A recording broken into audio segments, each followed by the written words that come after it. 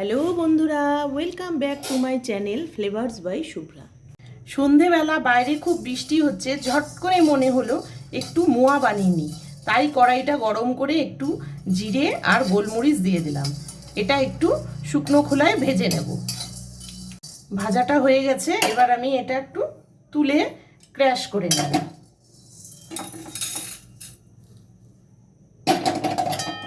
এখানে 250 মতো গুড় নিয়ে নিয়েছি। গুড়টা আমি কড়াইতে দিয়ে অল্প সামান্য জল দিয়ে এবার গুড়টা গলিয়ে নেব।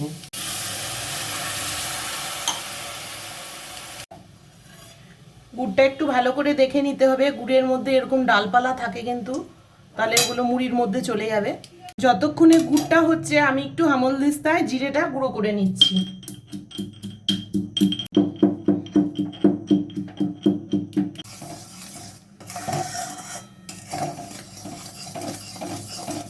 গুড়টা ভালো মতো গলে গেছে, এই যে এইভাবে ফেনা উঠছে, তার মানে গুড়ের পাকটা হয়ে গেছে। এবার দেখে নেব একটু আঠাটা কেমন হয়েছে। হ্যাঁ, এই যে চিটে ধরছে হাতের মধ্যে, তার মানে হয়ে গেছে। এবার আমি গ্যাসটা কমিয়ে দিয়ে গোলমরিচ আর জিরের গুঁড়োটা দিয়ে দিচ্ছি।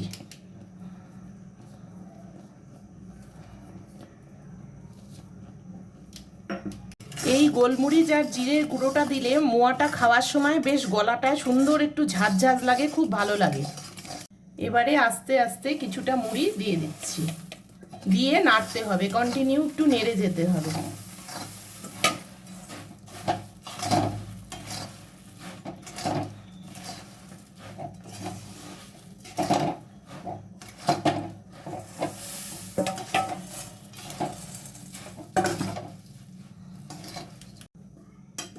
এবার আমি গ্যাসটা নিভিয়ে দেব।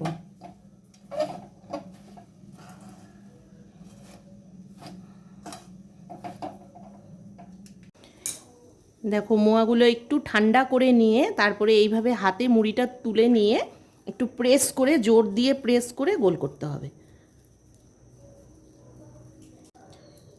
এই যে দেখো কি সুন্দর হলো মোয়াগুলো। তোমাদের যদি এই মোয়ার রেসিপিটি ভালো লেগে থাকে তাহলে ভিডিওটিকে লাইক করো, চ্যানেলটিকে সাবস্ক্রাইব করো, আর যারা ফেসবুক পেজ থেকে দেখছো তারা পেজটিকে ফলো করে দিও।